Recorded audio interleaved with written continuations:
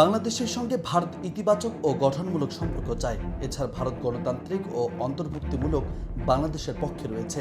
বৃহস্পতিবার নয়াদিল্লিতে সাপ্তাহিক ব্রিফিংয়ে এমন মন্তব্য করেছেন দেশটির পররাষ্ট্র মন্ত্রণালয়ের মুখপাত্র রণধীর জয়সওয়াল। এ সময় তিনি বাংলাদেশের ট্রান্সশিপমেন্ট সুবিধা বাতিল নিয়ে ইঙ্গিতপূর্ণ কথা বলেছেন। রণধীর বলেন, বাংলাদেশ ভারতের সঙ্গে ইতিবাচক ও গঠনমূলক সম্পর্ক চায়। আমরা গণতান্ত্রিক ও অন্তর্ভুক্তিমূলক বাংলাদেশের পক্ষে। সাম্প্রতিক বাণিজ্য ইস্যু এবং ট্রান্সশিপমেন্ট সুবিধা নিয়ে এই কূটনীতিক বলেন, বাণিজ্য বিষয়ক ইস্যুতে গত সপ্তাহে আমরা ট্রান্সশিপমেন্ট সুবিধা নিয়ে একটি ঘোষণা দিয়েছি। আমরা এই ব্যবস্থা নিয়েছি আমাদের বন্দর ও বিমানবন্দরে জট দেখে।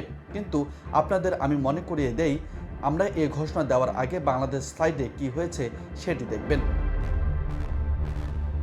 ট্রান্সশিপমেন্ট সুবিধা বাতিল করল নেপাল ও ভুটানে বাংলাদেশের পণ্য রপ্তানিতে কোনো ধরনের প্রভাব পড়বে না জানিয়েছেন রণধীর জয়সওয়াল।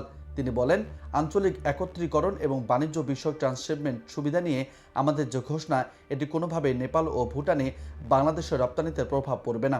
দেখুন, আমাদের মাথায় আছে আঞ্চলিক বাণিজ্যকে বর্ধিত করার প্রয়োজনীয়তা আছে, আর আমি এভাবে বাংলাদেশ ভারত সম্পর্ককে দেখতে চাই। আমরা বাংলাদেশের সঙ্গে গঠনমূলক এবং ইতিবাচক সম্পর্ক চাওয়া অব্যাহত রেখেছি। গত 8 এপ্রিল ভারতের পররাষ্ট্র মন্ত্রণালয় জানায়, 2020 সাল থেকে বাংলাদেশকে দেওয়া ট্রান্সশিপমেন্ট সুবিধা বাতিল করেছে তারা। এ সময় বিমানবন্দর ও স্থলবন্দরের পণ্য জটের কথা উল্লেখ করেন তারা।